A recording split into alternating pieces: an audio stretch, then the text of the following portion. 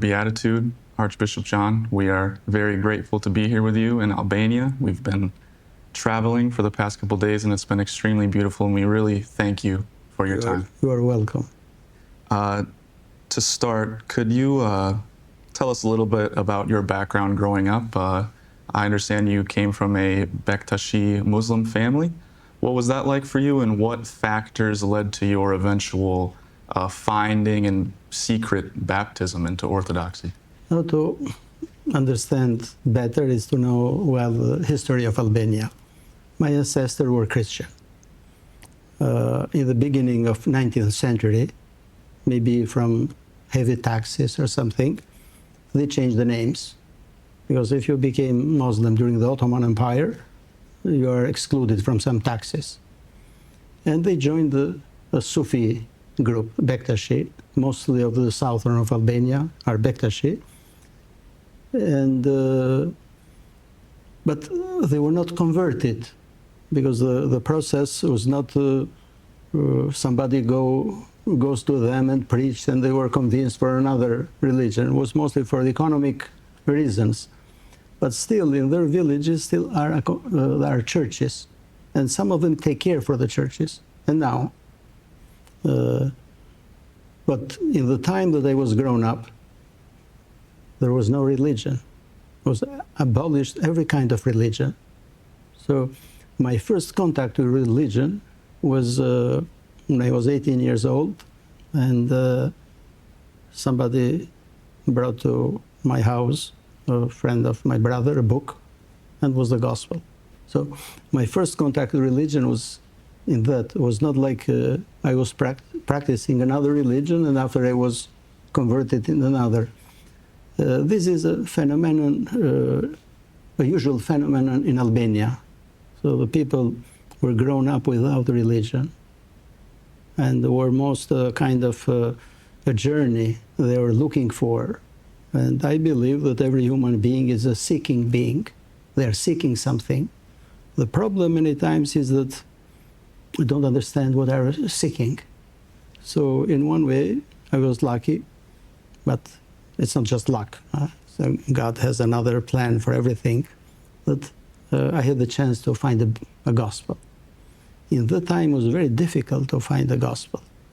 If you are caught with the gospel, at least you will be 10 years in jail, because it's called a propaganda against the party and Communist Party. And so my contact was the first contact with religion, was the gospel.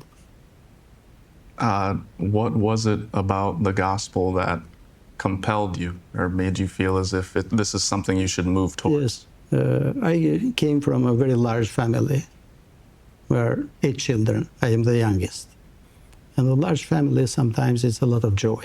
You feel protected, brother, sister, and this. And when I was a child, there was plenty of joy. I like to read different books and to stories and legends and everything. After you are grown up a little bit, you start to think differently.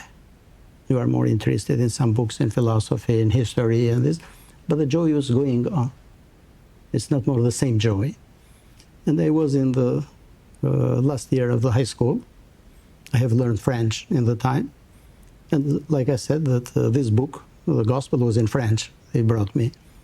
When I read the gospel, I felt something, not strange, but something shocking me a little bit. I felt the same joy that I had when I was a child. And in my mind, I thank God that He brought back me the joy. And I believed in the first time that I read the gospel.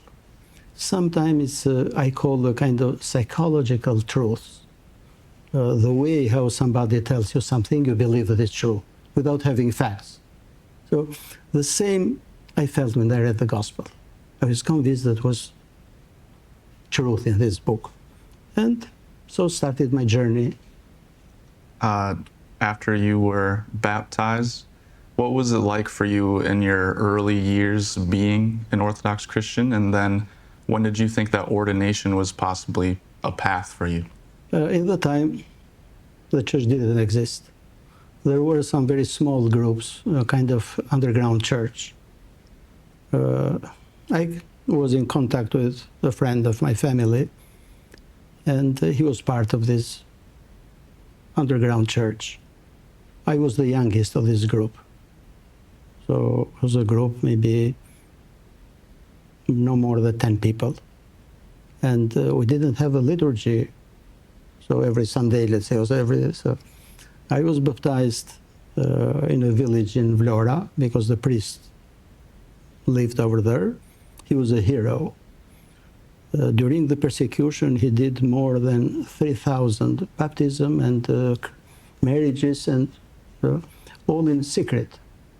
In the time that I was baptized, a priest in Shkodra, it's a city in the north of Albania, was executed only because he performed a baptism. But I was very young and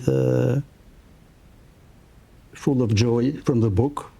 So I didn't tell to my parents, not because they were against, but I didn't want them to be scared, because the persecution was very hard. And you are condemned, not only you, but all the family, sometimes the cousins. So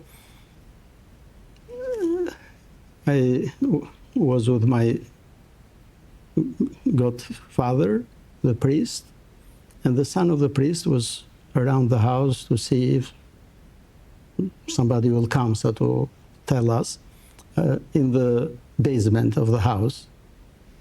I have visited this basement after 1990s, but it was a joy. I never have experienced the same joy that I had in the time. And I was baptized in 24th of June, was the feast of St. John. So this was the reason I have the name Johan instead of John. After the fall of communism and the church is starting to be rebuilt, or at least exploring these possibilities, what were your next steps then? What did you feel your purpose was? I had in mind always to become monk. So this was, but it was like a dream, because then we didn't believe that the communism would fall or when. So in 1990, I had the chances to go outside of Albania. I went first in Italy and after the United States as a refugee. The Albanian Orthodox Church in Boston, they paid for my scholarship in Holy Cross. But I told them if the church would be open in Albania, I would go back. And they said yes, yes, thinking nobody will come back after they are in United States. And in 1992, one of my professors and a friend of mine, Archbishop Dimitri, he was Metropolitan in the time, he told me about Archbishop Anastasios. He said, my friend have served in Africa, a missionary, so it would be a blessing for Albania. And I contacted Archbishop.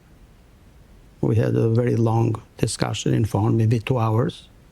And I told him that after I would finish the school, I would be back in Albania. He was very happy hearing this, because I thought that the United States, one priest more, one less, would be the same. Here in Albania was really a need, because the church was completely destroyed. There were only 15 priests alive, over 80s. This thing. And when I came in 1993 in Albania, I was ordained deacon, after priest, and in 1998 I was elected as the Metropolitan of Korča. It's a city in the southeast of Albania, a very important diocese in Albania. Could you tell us a little bit about your relationship with the ever-memorable Archbishop Anastasios? From 1992 until the last days of him, we have worked together. So I thank God that I have chances to know some wonderful people. First was my godfather, He was a well-known intellectual in Albania. He knew several languages. He's a linguist, translator, and so. And he was not just because sometimes the word believer, he had a deep understanding of the religion. So he lived it. It's not just believe in some, he lived. And for sure he had an impact in my life. And the Archbishop was a living example of a bishop. Because it's different if you read something and different when you see how the people act in everyday life. His patience, his love for the people, the good spirit that he spread. So what he did was not just only building the infrastructures, that is important in this, but I think the best part of him was he spread the good spirit in the church, to respect every human being, regardless of this. Because sometimes we judge the others.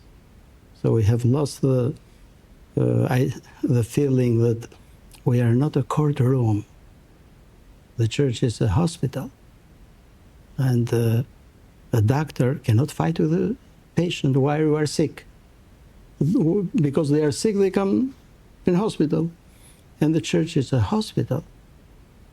And we have to think how we can help them. And the Archbishop spread this good spirit. I think maybe this is one of the best legacies of him.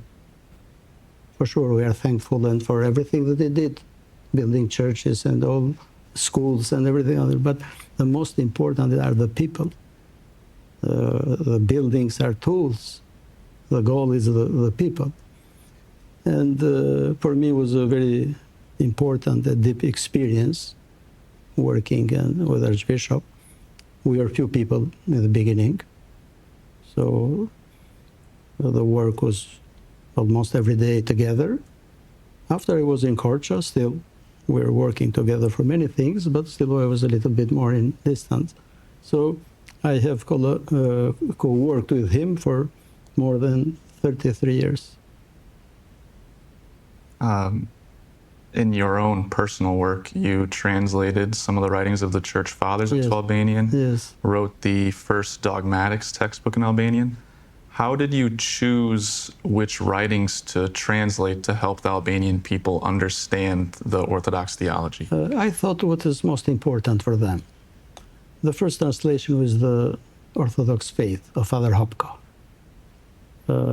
Was a good catechism. Because Father Hopko is talking to the people of today.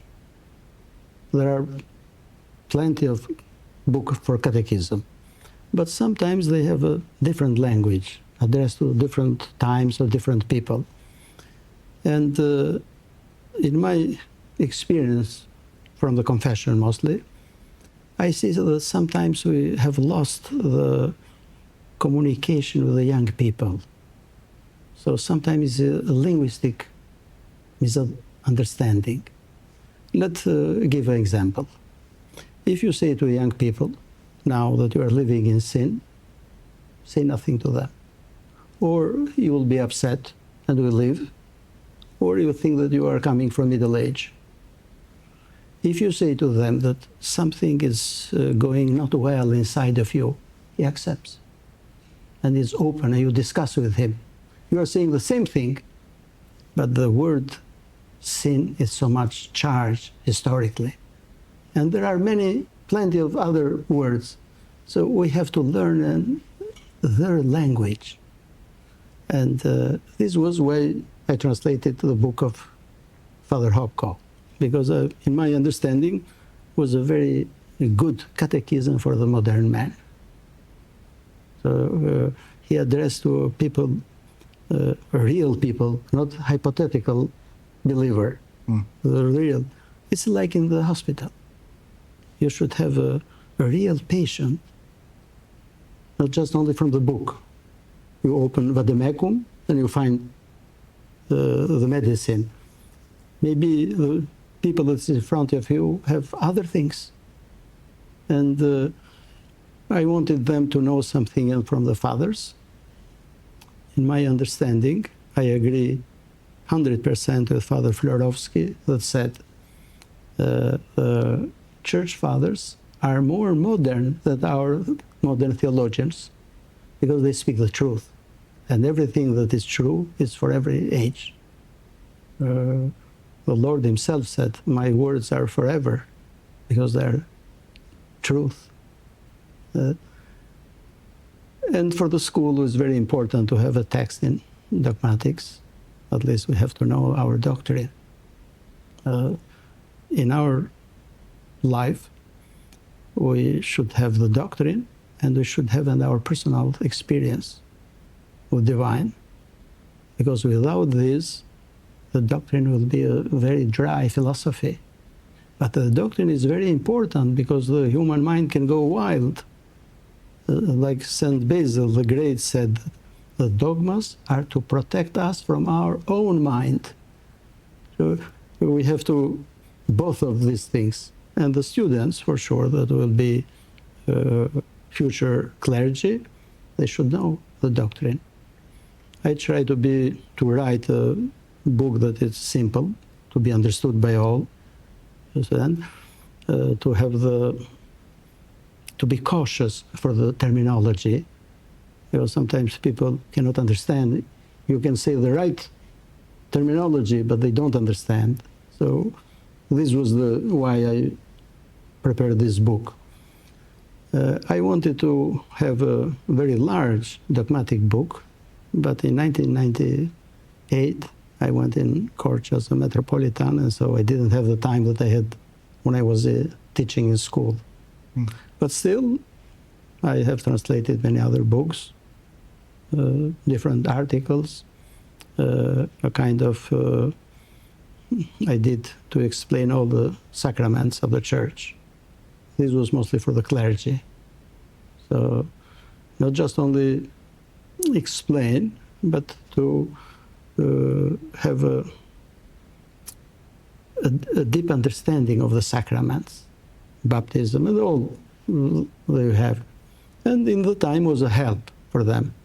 Now we have more books. We have translated other books, and but still, our literature in Albanian should be more rich now. We have a lot of work to do.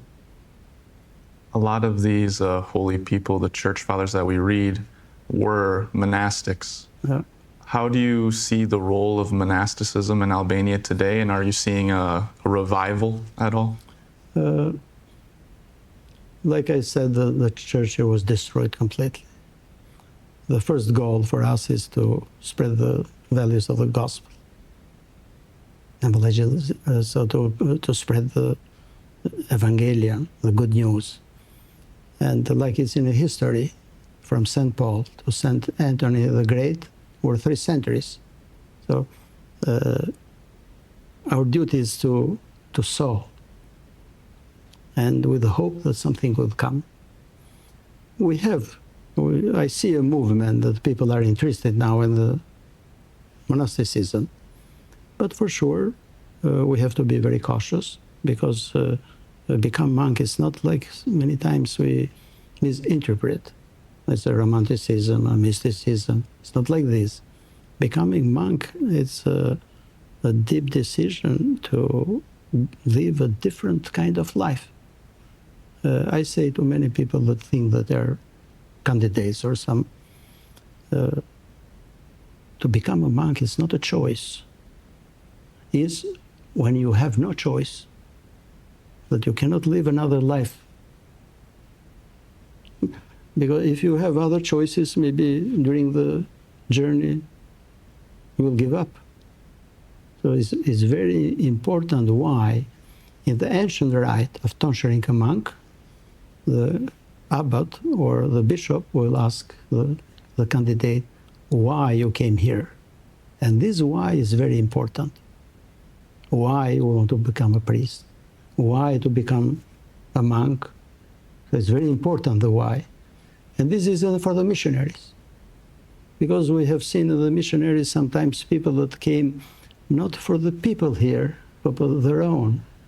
they had this romantic idea, we live now this corrupted West, and you will come in a country more corrupted. So, and if you will go for yourself, maybe you will be disappointed. If you go for their sake, you have chances to succeed. The same is for the monks, and the same is for the priests. So it's not only for ourselves, it's for them. The church is sent, and the clergy should be like an apostle. You are sent for something. You are sent to these people, not for yourself only.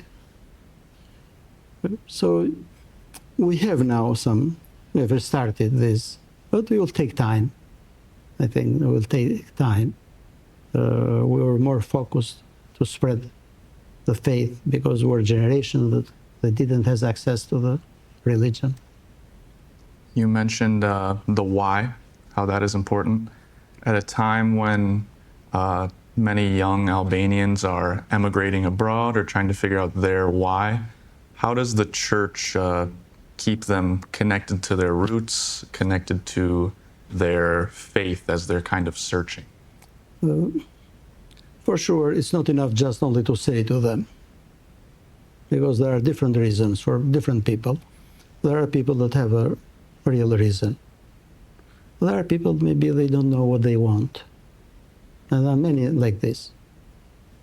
I heard recently that from Italy, 200,000 young people have left Italy. The people are looking for something. But I have the impression many times they don't are clear for what they are looking. And I see it in Albania now. We have in the church many young people. And sometimes the majority of the people that are in church are young. They're looking for something. It's our duty to explain them for what they are looking. Because they see now that they are not happy only with the bread. So you cannot live without bread, but not only by bread. And in the recent years, something has changed. The people are looking for something beyond the bread. So the life is not full only because you have some, you can be rich, let's say, but you can be empty inside.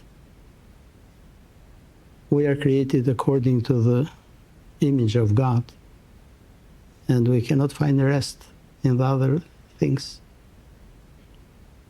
It's a global, not only in Albania. In most of the eastern countries of Europe, all the villages are empty. In Bulgaria, Serbia, in Greece. So the young people now are in a crossroad, and it's the duty of the church to reach them, to talk. This is not just to give him some orders. And like I said before, we cannot be to judge them, judges of them. The church is not a courtroom, it's a hospital. And we have to approach with the language that they know, and they understand we're talking to them. And we try to say to the people, so they can build a life and hear, and sacrifices that they will do will be for their own benefit. Because sometimes, as a Christian, not everyone understands the mystery of the cross. Why we sing in the church, through the cross came the joy into the world? What is the meaning of this? And I ask many young people, why is this? We say, through the cross came the joy. If we don't understand the mystery of cross, it will be very difficult for us to accept a sacrifice. Sacrifices many times are from our love, and they will not will benefit from them. And the etymology of the word sacrifice tells the true what is the meaning of sacrifice. Sacrifice comes from two Latin words, sacra, holy, and the verb ficare, make. Literally means making holy, sanctified. This is the meaning. Today, unfortunately, sometimes people are looking for a Christianity without cross. It doesn't exist. If we understand the mystery of cross, we'll accept some sacrifices, and this will bring a joy to us. I was talking once with the late Metropolitan Callisto Swear, and we were talking about joy. And he said to me something very important, that the joy is not something related with the character of the people, the temperament of the people. It's a gift from God. And God is inside of us when we live a life according to the values that come from His teaching. And this will bring joy to us. A life without God will be a joyless life. And in the prophet Isaiah is a verse, and it's important, this that I would say, is there is no peace for the godless. In the Septuaginta, and you know this is the first translation, because the Jewish diaspora has lost the language and was necessary for them to translate it into Greek. They have translated the Hebrew word shalom in three ways. Most part is irene, peace. The second was soteria, salvation. And in this verse was translated joy. There is no joy for the godless. So doesn't exist a joy where the evil exists. Our life has no joy because God is not present in our life, in everyday life. And we see in today's world it's a joyless life. Doesn't matter you're rich or poor. We miss the joy. And in the gospel, we know that the price that He gave to the faithful servant was well done. Huh? Enter in the joy of your Lord. So the joy is a synonym of life. So for the young people, because it's a very important theme, not only for Albania, for everyone, the church should be more aware that we should help them and to offer what they are really seeking. Because every human being is created in the image of God. They all are seeking the same thing, but they are confused because there are a lot of false prophets. Somebody will say to you that you can find joy and if you have a good life to become rich, and they have changed the categories now. I remember when I was young, in Albania we had two categories, honest or dishonest. Now are coming new values from the West. Not everything from West is good. Winner and loser. So winner is if you become famous or if you make a lot of money, and loser if you don't succeed according to their categories. Before they were never. It was honest or dishonest. So we have to teach our young people the real values. How does the church maintain the tradition that has been passed down, but also speak to the young people according to where we're at right now in human history? I believe, at least in my experience, it's not just if we teach them the truth is always modern. And they mentioned a quote from Florovsky, the fathers of the church are more modern than the modern theologians, because the Lord is always modern, it's always new. So it's not something that is old over there. The problem many times is in the language that we speak to them. We can use the modern language, but to teach to them the eternal truth always will be modern, this. So this idea that to be modernized, I believe it's wrong. Modernized in what? The gospel will be the same. We cannot change the gospel. And why it was easier to live, let's say, 10,000 years ago, and it's not now. In every time, we face the same difficulties, but if we live devotedly in the Lord, our life will be changed. For sure, we'll have troubles in our life, but we will have joy, because we know that God conquered the world. Like the Lord himself said, you'll have troubles in your life, but have courage. I conquered the world. So the truth of the gospel is always modern. It's for every generation. But sometimes the language we have to understand, because we can use a language that doesn't transmit the real, what we want to say to them.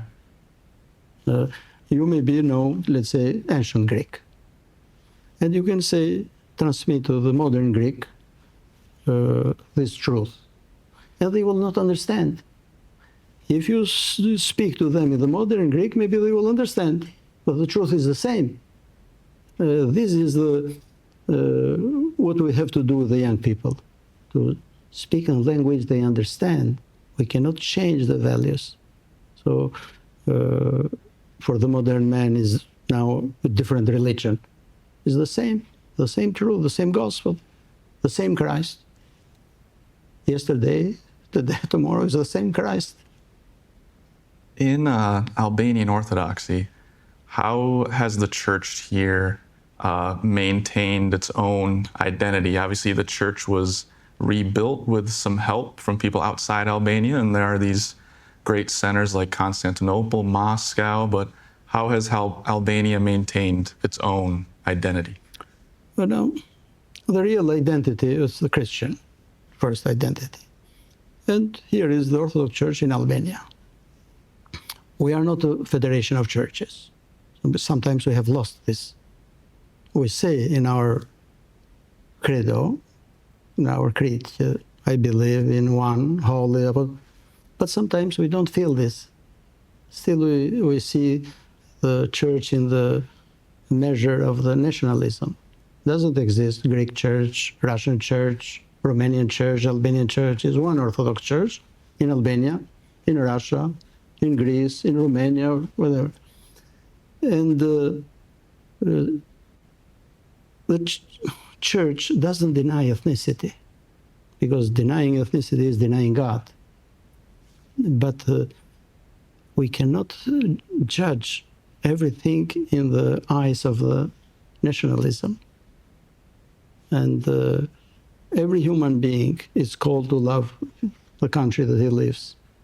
The country you are born, grown up, for sure you will love. But this doesn't mean to hate the others. You can love all of them.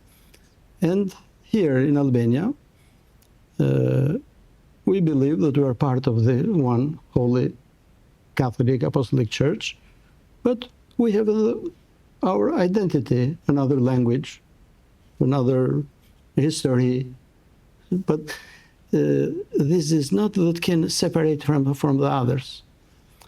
And in the pan-Orthodox meetings or everything, always are different opinions. But this is not a case to stop communication with others. It's a mistake. We should be always in dialogue with all other people. And never in history, all the people thought in the same way. And in the ecumenical synods, the decision was by majority. Not everybody was agreed many times. So always we'll have discussions. Maybe we don't agree, but still we have to be together. I think this has been the way how, at least Albania Church has responded to all the modern problems of the Church. And maybe you have read the letters that Archbishop Anastasios wrote to all other churches. So there were letters with love, saying what he thought that was true, and open for dialogue with all the others. We have to be together, and we have to keep the diptychs. Always would be a protos,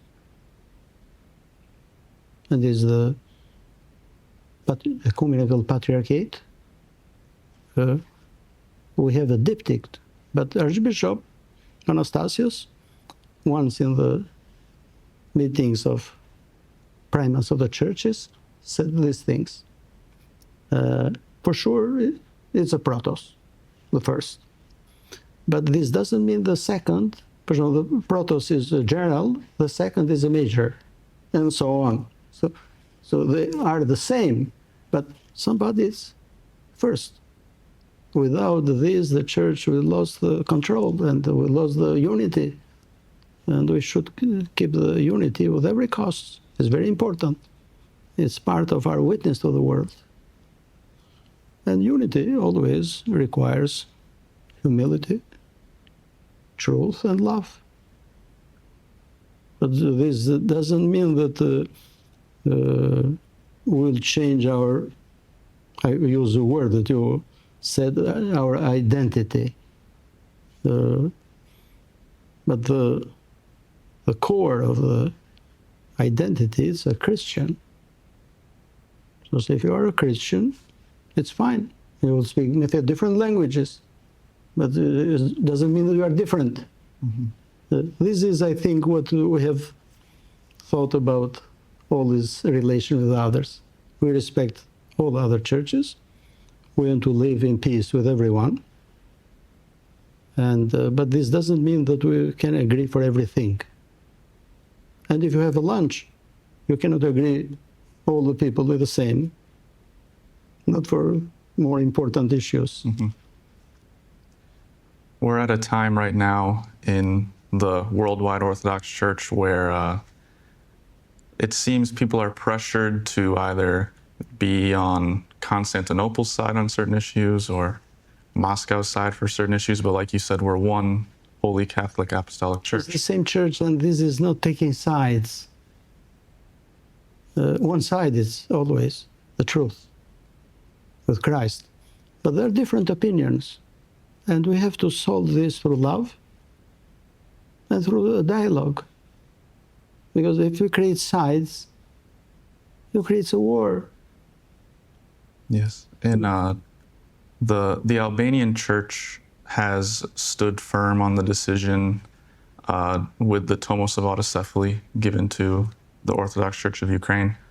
But you still maintain good relationships with that all of them, to find a solution that it's for all.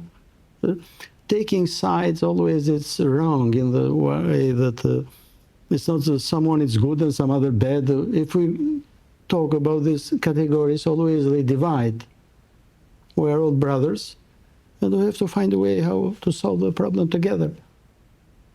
Expressing different opinions, it doesn't mean that you don't love the others. To solve a problem, there are maybe different ways. So Archbishop Anastasius was a very wise man and a true Christian. For him, the goal was to keep the unity of the church and to say the truth in love, like St. Paul says. But to say the truth, but in love. So in one family, it's not correct to say for sides. Sometimes we can deform the family. There are different opinions. The religious landscape in Albania is very diverse. How and there are other Christian denominations, non-Christians. How does the Albanian Church manage to maintain a balance and remain friendly with all of these groups? We have good relation with them. We have an interreligious council. We meet. We have a problem, but at least 4 or 5 times in a year we meet the leaders of the religious communities. We don't have a theological dialogue. We have a dialogue of life with them. They visited us in our feast. They come for Pascha, for Christmas. We visit them for their feast. And we have many things in common. For example, ethical issues for family and for all these things. We have common declarations. And we try to promote a good relation with each other. Because now, like I said in the beginning, during the communism were a lot of intermarried marriages. So they are cousins with each other now. And if we want to divide, we cannot divide more. And, but everyone is free to choose what he thinks that is. We don't have a problem, and it's no reaction when someone in our family will join another community. We have many families like this. The wife is Orthodox. The father is Muslim. Children maybe are in the church. It's a unique situation, and we have to find unique ways. So the best is to keep a good relation, to have a dialogue. Without a dialogue, always will be different divisions, fightings, fake newses, and everything others.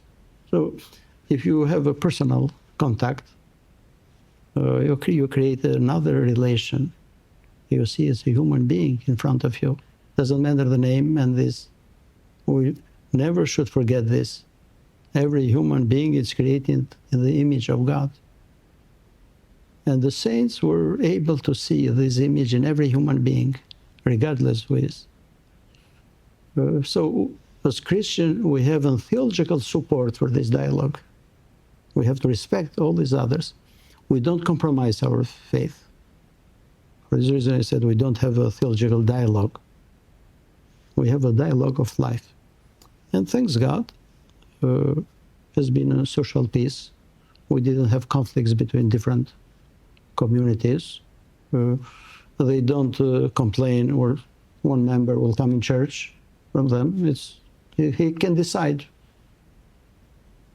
We have to respect the freedom of every human being. How has your own background, Bektashi family, and your missionary work when the church was being rebuilt here in Albania, how has that impacted your work with groups like the World Council of Churches and groups like this? Most of families now are in church, are Christian, like I said, the history. But we are grown up together. We're in the same school. We were different from different backgrounds. But in the time, there were not backgrounds because the religion was not practiced. And this has helped to create a relationship with them. We're open not only in dialogue with other Christians, but and with other faiths. So this has helped us to be part in the World Council of Churches or European Council of Churches. So we didn't feel that we are doing something strange in this. The dialogue with the others, it's very important. And if somebody has a genuine faith, is not afraid that he will lose his faith. And we have to give a witness of orthodoxy to the other Christians. So if we believe, let's say, that we have a treasure, this treasure is not only for us. The church is not only for itself, it's for the whole world. And I believe that all our hierarchs and priests that were part of all these dialogues, they didn't compromise their faith. They gave a witness of Orthodox faith to other Christians. We're at a time right now in America, in the US, where many people are discovering this treasure. We've had a widespread conversion in many regions of the United States.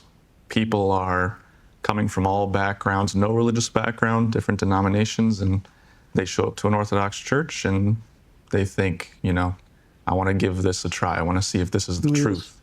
What would be your advice to those in America who are coming into the church and finding the church, and those of us who are trying to welcome them into the church and help them to understand orthodoxy? The church should be always open.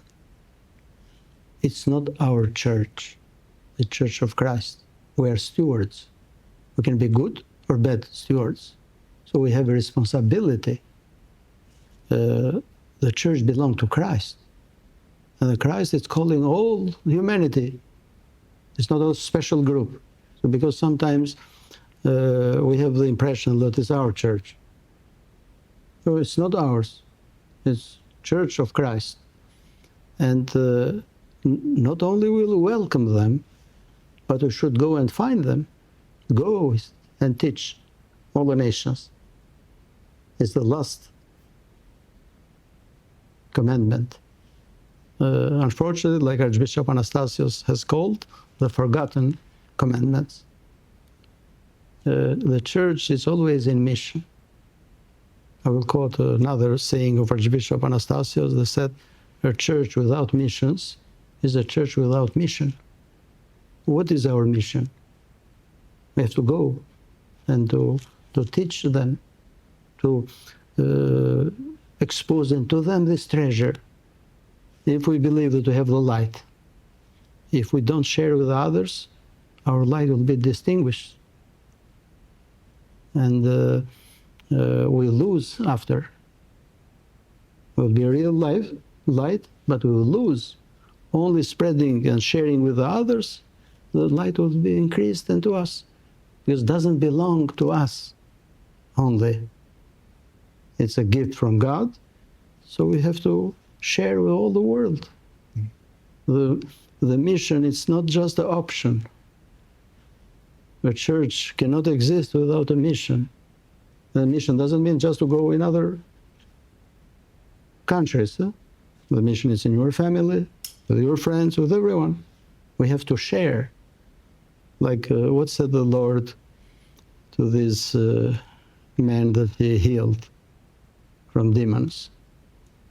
And he wanted to stay, not to go with it, and tell them what God has done for you. So if someone has discovered this, you have to share it with others, not just only for themselves. A church that is closed in this doesn't have a future. We have to be open and keeping always in mind, it's not us owners of the church. God is the owner. We are stewards. It's not ours. Because sometimes we feel it's ours. And we can accept this, but don't the other. Church should be always open. For sure, the stewards have a duty to take care. We have to teach the right faith to them. But always keeping in mind that the Church of Christ. Those who are coming into the church and finding orthodoxy, what's your advice to them to make sure that they don't lose their zeal or maintain the disciplines of the faith? Yes, because like everything, in the beginning, it's a kind of enthusiasm. Like the Lord said in this parable of a sower. So it depends from the soil. Maybe after a while, the enthusiasm will go. It's not be the same. But we have to keep always this. This is a marathon. It's not a 100-meter sprint. So it's a long journey to be. And if they will really find what they are looking, and if they will have the experience of this, they will stay forever in church. Because in no other place you can find this kind of joy, this feeling. You will feel fulfilled in this. The other things will not fulfill you. They are for a while, and after you lose. To keep the people in church, there are many factors. First, we should give a good example. Because sometimes we can be an obstacle. Like the Lord criticized the Pharisees. You don't enter, and you don't allow the others to enter. And it's a beautiful story, it's a true story, from the King Louis IX of France. He was in crusade in the Middle East, and he converted the Tartar into Christianity. And he was so enthusiastic that he wanted to go in Rome to kiss the foot of Pope. And he did everything to stop him not to go over there, because he was thinking, if you go in Rome and see all the corruption, he will lose the faith. So we have to be cautious for the same thing. They can come in our church with enthusiasm, and maybe we can be an obstacle, we can scandalize them. So it's very important for all of us to have a good witness. Like St. Paul criticizes them. Are you the cause that for many people, the name of God is a blasphemy? Because they will judge the faith after our behavior. And we have to teach in our people, to train them, and to understand that all of them are missionaries.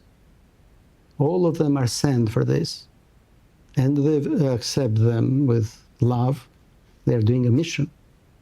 It's not only the priest. Everybody have to do something.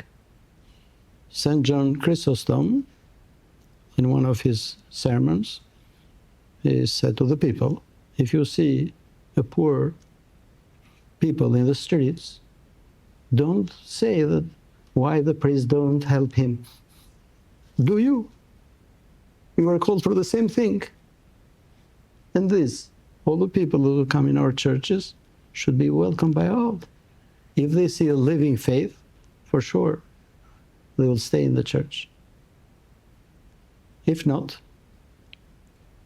it's a big sin. So we have to be cautious for this. We have a responsibility for our neighbor.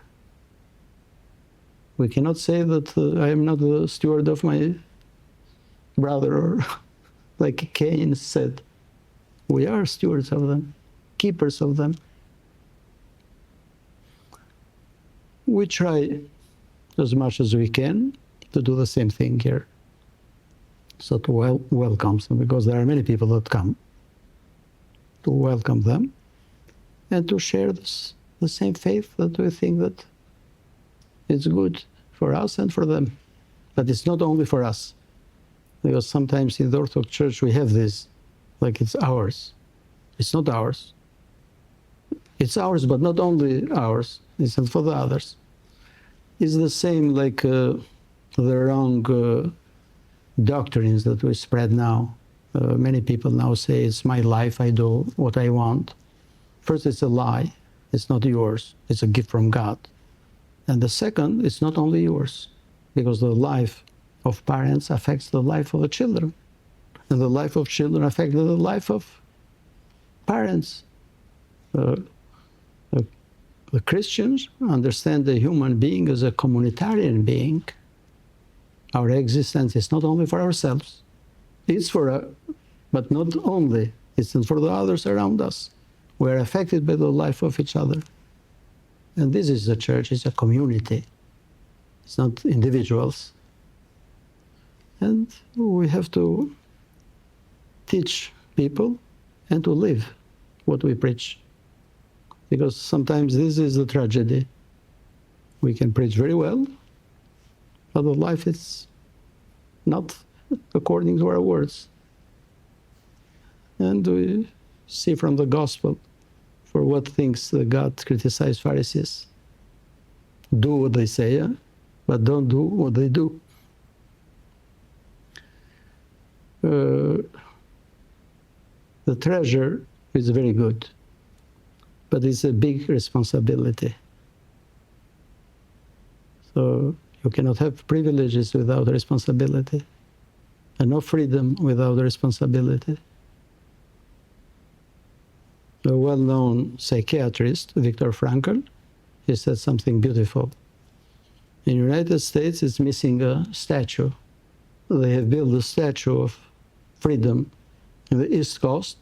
They should build a statue of responsibility in the Western Coast.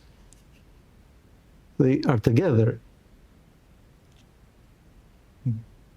Well, we hope this will be very edifying. I should say we're sure this will be very edifying for our audience and for those in America. We really appreciate you talking about the situation here and also giving some advice to those back in America.